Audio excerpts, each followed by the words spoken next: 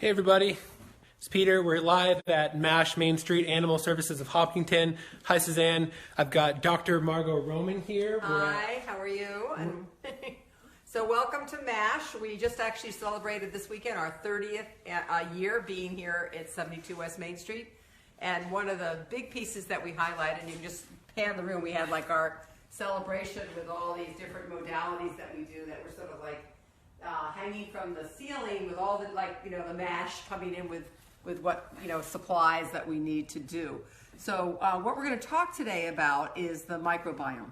So the microbiome, which is a very, very up-and-coming, cutting-edge topic because we all have it in our body. We all need it to survive, and we need to be able to understand more about it so that we can take care of it properly, because it is really important that we nurture our gut. Our gut is probably one of the most important components of our body. It's an organ system that is really been considered just crap and not anything important, and it really is it's like 75 to 85% of our immune system comes from our gut.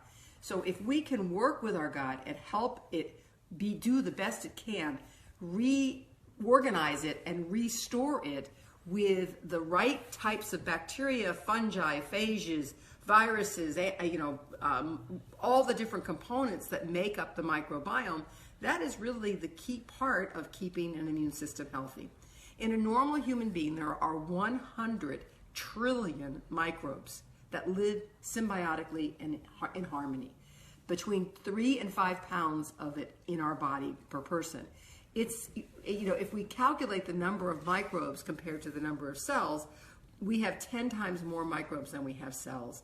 So we are actually a structure of microbes being held up by a cellular platform. And so we have to nurture those, and getting rid of those and really finding ways of killing them with antibiotics and steroids and glyphosate and NSAIDs and drugs and chlorine and toxins that are in the environment really are not helping us a lot. They're really hurting us very deeply and may change our whole trajectory of our immune system. One course of antibiotics can completely disrupt the microbiome for a year, and it may never come back. So anyone who puts themselves on antibiotics without a real need for antibiotics is actually harming themselves. So we have to look at antibiotics as something that was from the 2000s. We now have progressed more in our ability to understand the immune system and how valuable the microbiome is. So here at MASH, we have been doing fecal transplants, or what we have now changed the word to microbiome restorative therapy, or MBRT. And we have been doing the microbiome restorative therapy since 2012. And now we are shipping microbiome, and we'll show you downstairs what we've done to really make it available to other veterinarians and other individuals around the United States, where we can ship you high quality microbiome from a fifth generation of organically raised dogs that haven't had antibiotics for 25 years. So we're hoping that by having these animals as clean as they were, that we have a much more diverse microbiome than animals that have been on antibiotics generation after generation and have been on glyphosate, which is Roundup in their food, and things that I don't put into my animals' food because I don't feel it's really necessary to have them benefit from those things, and so I really want to prevent them from having those in their food. So at our practice, we are now generating and shipping out capsules and slurries, as well as we do them fresh here every day, and we always include ozone with our slurries and when we can with the capsules too as well. What ozone does, and that's a whole nother conversation and lecture that we can talk about, is it reduces the biofilm. And they use it in dentistry a lot to get rid of biofilm. So if we can reduce biofilm, and what biofilm is when you wake up in the morning, you feel that slimy stuff on your mouth, or when you clean your dog's bowl and you feel that slime on the bottom of the bowl, that is biofilm. It's a group of bacteria and phages and components of a biome that is multiplying. And when that gets a thicker layer, it's really hard to put the new microbiome in there because that slimy layer is preventing that from integrating into the colon and integrating the tissue. So we use ozone as a gas to get rid of that layer and then give us a space to re-inoculate the microbiome. So by doing that, we don't have to put the animal under anesthesia. We don't have to use it by endoscope, and which reduces the cost of doing it, as well as the possibility of complications from anesthesia when you put them under anesthesia to do an endoscope on them. So this is how we've been doing it here now for the last 5 years. Before that, we were doing just oral, and then that we started doing the rectal piece of it, and I think it really helps. It really seals it much better. It makes, if we give it orally and we give it rectally, we can get both ends really starting to communicate very rapidly. So that's a big piece of I think the part of the reason we get such good success here is, one, we use ozone, two, we use donors that are high quality on organic food for generations. So we get, and then the other piece is, how do we prep the terrain? How do we restore the surface so that when the new microbes come through, they have the ability to be added to the gut. And so we really want that component to be a really important piece. Okay? That's awesome. Yeah, okay. So Allie gets the microbiome restorative therapy. She gets like a small walnut-sized piece of it once a day at Dr. Roman's recommendation, and about once a month, maybe twice if I can, come in here and I get a rectal MBRT for her, get right in there. And but what I also do is, I was also giving the RX Biotic, if you guys can see that. It's got 4 strains in here of bacteria. And then also I started giving, once that was done, Love Bugs by Adored Beast, Dr. Julianne Lee. There's about 14 different strains in here and 30 billion CFUs. So it's a lot more powerful. I really like this one as well, but rotating different products, just bringing in as much diversity to the gut as possible. Some of the longest lived people and animals have an incredible amount of diversity in their microbiome. Dr. Roman, let me see here. So I read that there's an intriguing new study led by a scientist from the University of Colorado Boulder. They suggested that an aging gut microbiome may be somewhat responsible for the degradation in cardiovascular health that tends to appear as we grow older. And this study is yet another addition to the growing body of evidence affirming the role of that gut bacteria plays in age-related disease. Would you agree? Yeah, and I think this brings up another topic about cardiac disease and the concern about grain-free diets. Most of the grain-free diets all are genetically modified lentils, garbanzo beans, and that's what they're using as grain-free. Glyphosate, which is in Roundup, kills the microbiome. So if we're putting that in our food chain at any level, whether you're feeding animals that have been eating that, you're going to damage the microbiome, because glyphosate was developed has a patent as an antibiotic for the intestinal tract. So that's a real problem. If animals are consuming that in all the food that they eat, how do you expect them to have this functional microbiome if you're actually killing it? So we really have to support the gut health using the probiotics that we use in the other one. But probiotics are, 6 species, 10 species, 12 species. A poop is 500 species and 1,000 subspecies. So you don't even know the numbers when you start adding that in. And the idea is, how do you add really healthy microbiome? I'm wearing a T-shirt from Animal Biome, and they are the company that now will test your dog and run it through a series of DNA and RNA sampling and look at what your dog has or has not in its gut. And as they get more and more cases and studies, they are going to tweak it and see that these animals have this problem and this problem. So you can get that information really right now on what is in your dog's gut.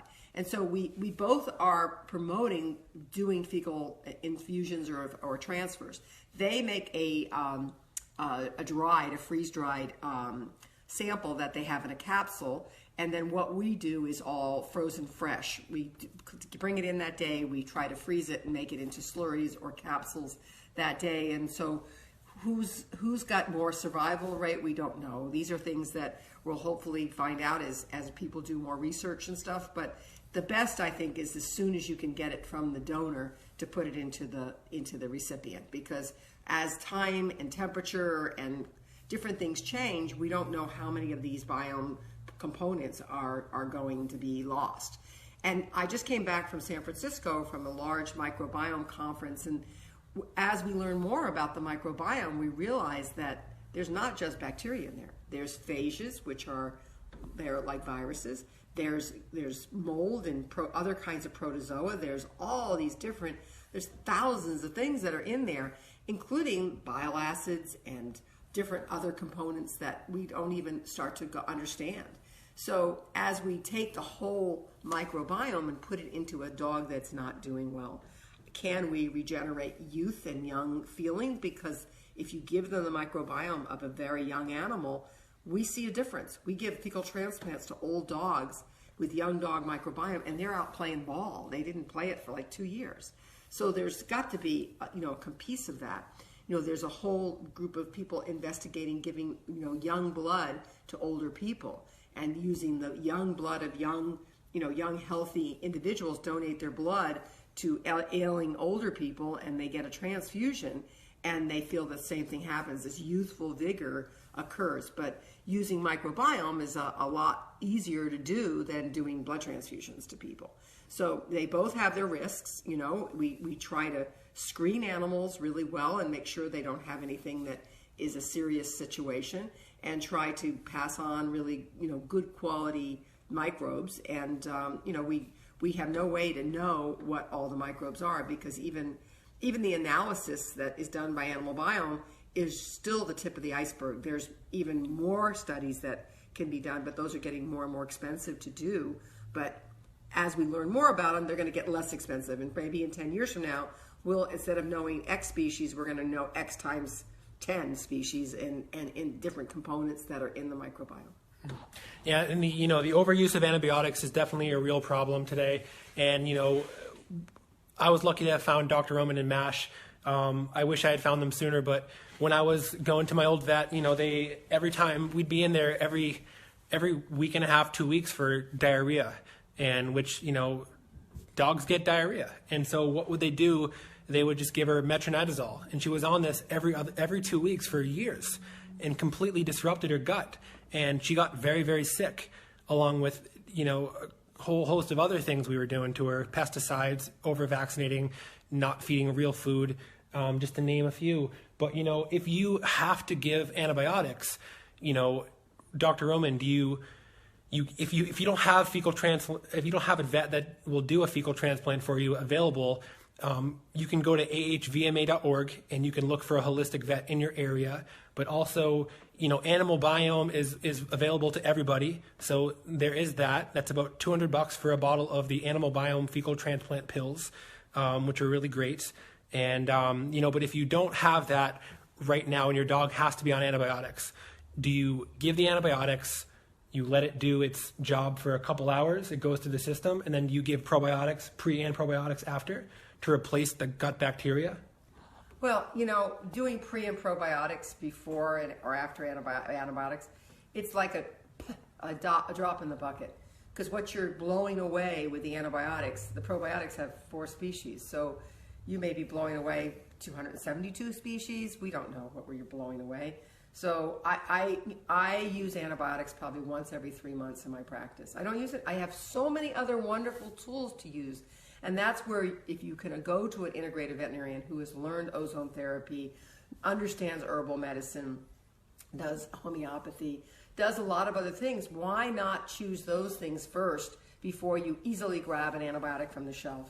And like I said, antibiotics are from the 2000s. We have progressed in medicine, and we realize that there are so much resistant strains of bacteria now that antibiotics are not as effective as they were 35, 40 years ago, and we completely overuse them, veterinarians especially, because they didn't have a lot of tools. In vet school, we aren't taught a lot of tools.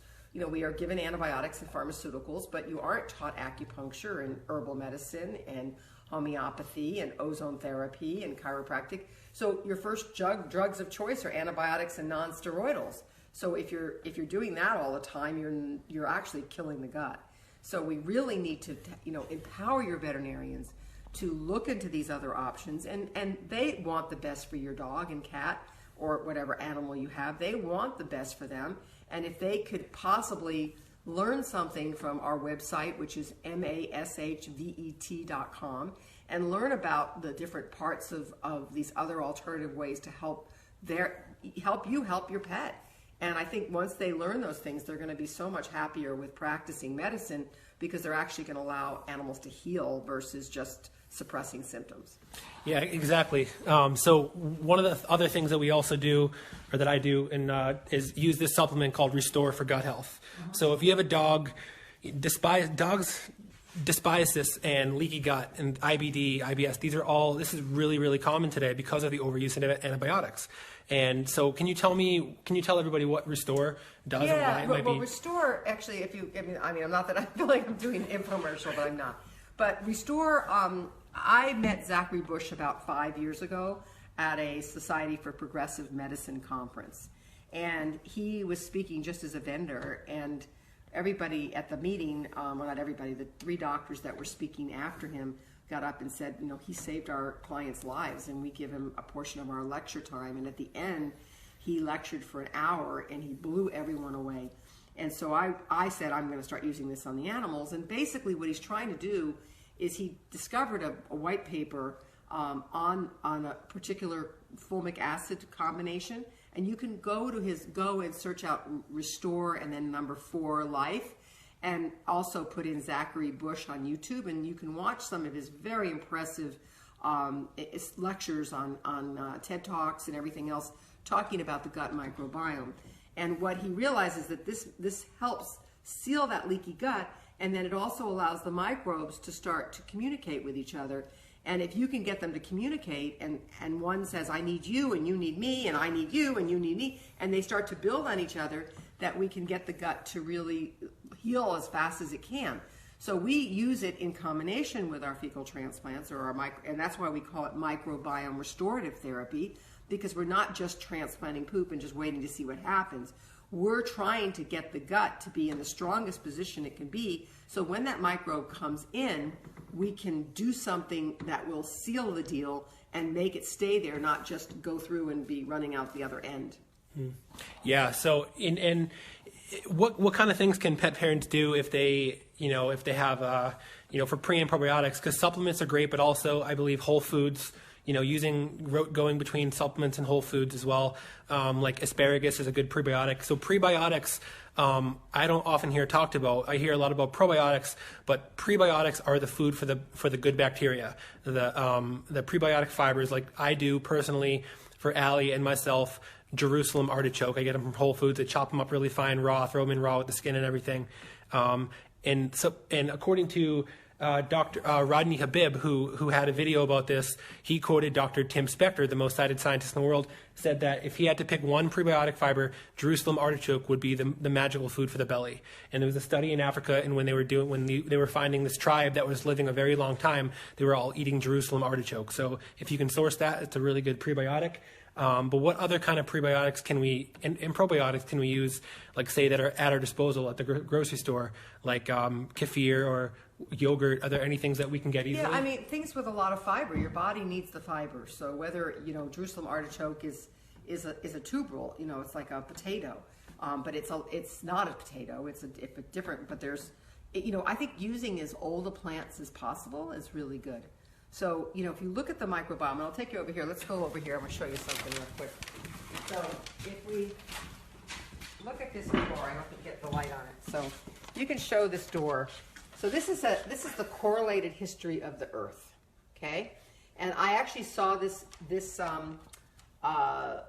poster in Richard Pitcairn's bathroom when I was staying at his house to go to a conference, and I was so impressed. And then I think I thought of a different way of looking at it. But if you look at this poster, this is the Earth right now. Down here is how the Earth was 4,000 million years ago. And so you can look at how the evolution of the Earth has changed over 4,000 million years. 4,000 million years, guys. This is a long time. So again, if we go to the bottom of this chart, we go up and these are the Jurassic and Triassic and all the different periods and epochs and stages. It's a very detailed chart. These circles are all the craters that affected the Earth's crust and impacted the way that the Earth moved and changed when we had the Ice Age come on and all the different pieces.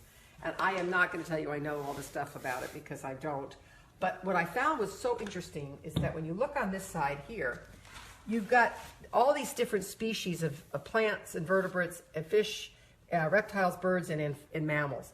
And see how the mammals started out really small and then they got big, okay? And then you got the birds basically changed and got bigger in different ways.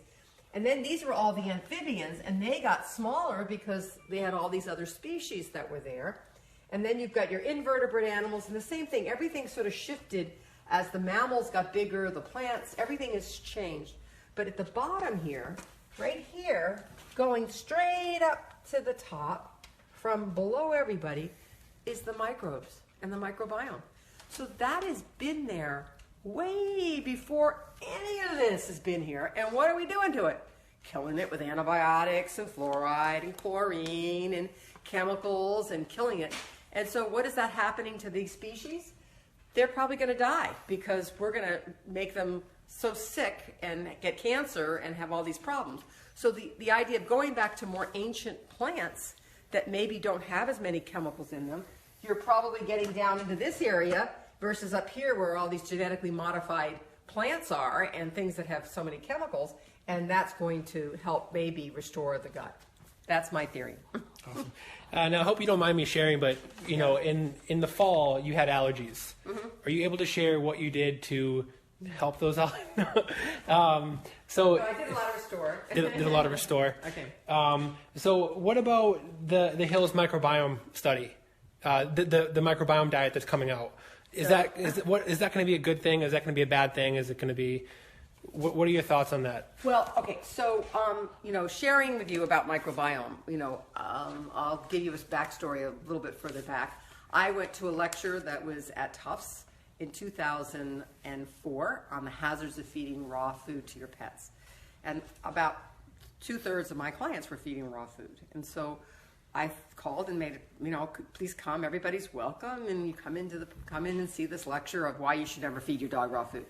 Well, I went there and they threatened me with arrest for coming to the lecture and wouldn't let me in, and I was pretty upset about it, and I went and stood up for myself and we went all the way to the Supreme Court for freedom of speech. And I lost because I wanted to, I was there to ask questions of why can't we have more bacteria in our bodies, because that's what I was seeing, that we need to have this diversity. And this lecture was sponsored by Hills. And so I lost and spent a lot of money, about $250,000 going all the way to the Supreme Court. And I lost, and to stand up for the right to be able to talk about microbiome and talk about the need for having a whole food balanced gut with a relationship of what the animal would normally eat, not processed food sold by Hills. So now Hills is coming out with a microbiome diet because they think the microbiome is very important. And this is 15 years later getting validation. Of course, they would not do that. They would never validate what I would do, neither would Tufts. But the point is that this is changing. And once they start understanding how valuable having this balance of the gut is, we will also understand what the balance of the gut-brain connection is. And there's so much that's coming out on that. You can watch Perlmutter's stuff, and there's a whole documentary series called Interconnected Series, which I would highly recommend everybody watch, because it really talks about why this is so connected to this. And we see changes in animals' personalities, in their aggression, in their anxiety, by replacing their microbiome. But you need to restore the whole thing. You just can't just give them microbiome. If you don't give their gut the chance to prep itself for that, they're not going to decrease their problems as much. And also the next step is talking about Dr. Plechner's work. And Dr. Al Plechner had really understood that there was a missing piece of damage that happened in the adrenals and the thyroid gland. But in his last 2 years of his life, or 3 years of his life, we talked a lot about microbiome because I was seeing these animals change in a completely exponentially change by adding the microbiome, and he realized that this was the missing piece, that if we can get the gut to help support the immune system, then the thyroid and the adrenal will have a better balance and be able to get balanced easier. Wow. Okay. Wow. Yeah, I think the one positive for me, I think, is that it's just bringing exposure to how important really the microbiome is. So is there something downstairs you wanted to show us? Sure. We can just, well, two things. We just started. I was going to show these different brochures when the light is better. Yeah. We can show these. So this is my clinic practice here, which is MASH, and you're here in the building here. But we have a whole section on, you know, microbiome. But we do a lot of other modalities here as well. But MBRT has been a big part of our practice since 2012. And we now have the first fecal bank for the United States. And so we are shipping poop all over, and your veterinarian can get this for your dog, and we can work together as a team to try to see if we can have your dog's immune system stronger. And of course, I mentioned to you about Animal Biome. They are based in San Francisco, and you can have your dog's microbiome tested there, and they have the freeze-dried capsules as well. So these are options that you have. So what I want to show you downstairs is we've just opened up. We had our 30th anniversary, but we're also going to be shipping out in a big way, making this accessible to a lot of people. So we opened up our microbiome restorative therapy production area. We'll go show you the poop downstairs. Let's go. Okay. Allie, let's go. What would a Facebook Live be without Allie? She's the she's the reason why so this is our ozone here. You can go down, and we're going to go downstairs. This is the ozone. Behind the scenes of MASH. Watch your head, because this is the back way down. Allie knows the way here. She knows I'm coming along. So this is our, this room here, as you're coming through, this is our, mainly our final care. We do euthanasias in this room. We light candles and we make a whole presentation.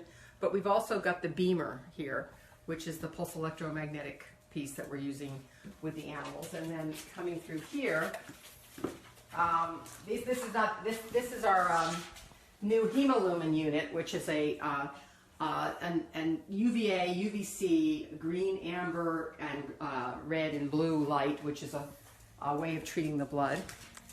And UVB, I was just doing that the other day. Yeah, and this is our hyperbaric room. So we have a hyperbaric chamber in here, and so we're able to do more oxygen. I think the higher oxygen we can get in the body, the stronger the immune system is going to be. And then this is our microbiome section here. And so we're making capsules. We had our party yesterday, so we have our poop emoji here. But we have our hooded table here that we're making the capsules and the slurries in. We make them up now, and we have a minus 90-degree freezer that we have them all cataloged in here. And then we have, you can see a little bit easier. This is easier to open. That one's a little harder to open. And so we're making up capsules and we're making up slurries. We're keeping the animals here, their biome from our donors. So we're able to have an ability to be able to do more than just our own in-house cases. So we're providing the slurries to other veterinarians so that they can get a good donor. And that's really a big component part of it, is finding the right donor and finding a good donor that has been proven over and over again that they really do help the animals a lot. Has there ever been a case of a dog not responding to an MBRT that was just very sick and compromised, that it maybe just didn't have a good reaction? Well, you know, sometimes when I get clients in here, they come in at 11th hour medicine. They come in when the animal's like, you know, they can't do anything. And that happens in all veterinary practices I think we're getting that light sort of shining. Anyway, that we have a lot of people that you know come in here after they've spent everything they have at the big teaching hospitals with MRIs and CAT scans, and sometimes they do come in and it's too far. It's too far along. So you know, a few animals have had diarrhea, which I don't think is a bad thing if they're cleaning out their gut. If my new stuff is standing there and going, you were coming in here and you're going to go out, you know, the ultimate is to see how they are in a few days. I have some clients that are not going to give their dog anything.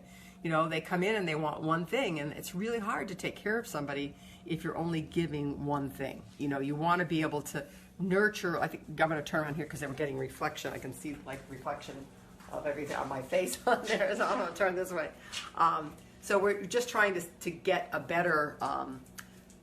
See sealing of the whole thing. So if we can get the microbiome to seal in the gut and we can have that all happen, then that's really what I'm trying to do. So, you know, will they get diarrhea? I've had several that have gotten diarrhea and seem to get worse, and then they're so much better afterwards.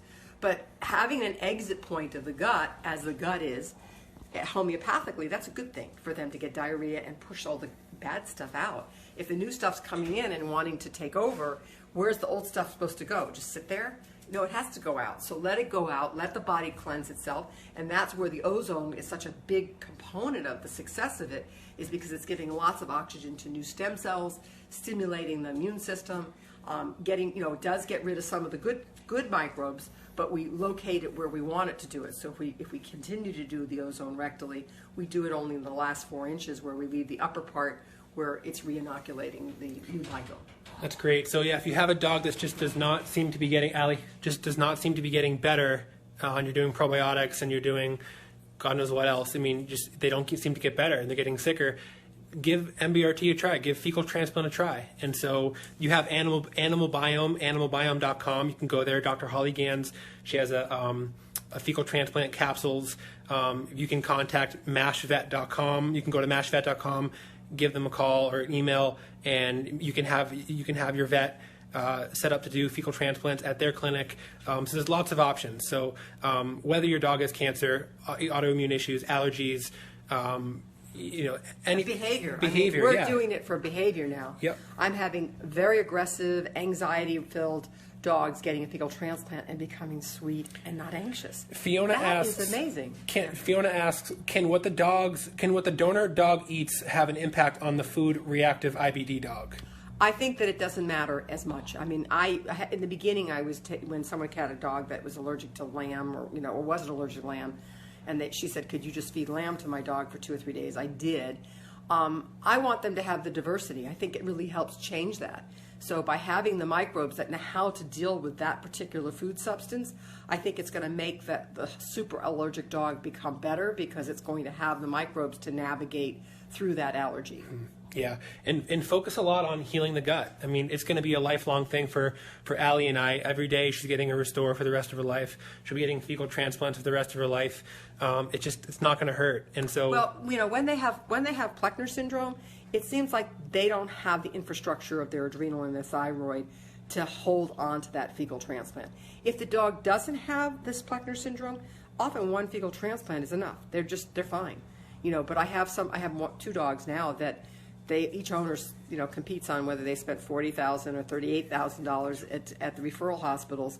And what keeps those dogs from having irritable bowel and diarrhea problems is they just give a piece of poop. They get the capsules and they give a piece of capsule every day, or 1 capsule a day. And that is, she said, is the cheapest thing they've ever done for this dog, is that they can keep it balanced by by giving a biome. If the dog cannot, make its own and somehow has a deficiency, by just supporting it on a weekly or daily method of giving some poop.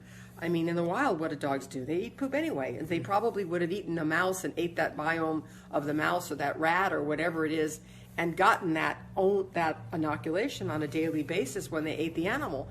But now we don't let animals eat poop anymore. Right. Patty Coyne says, what about PLE and lymphantasia? Can that help? Can fecal transplants help with that? Yes.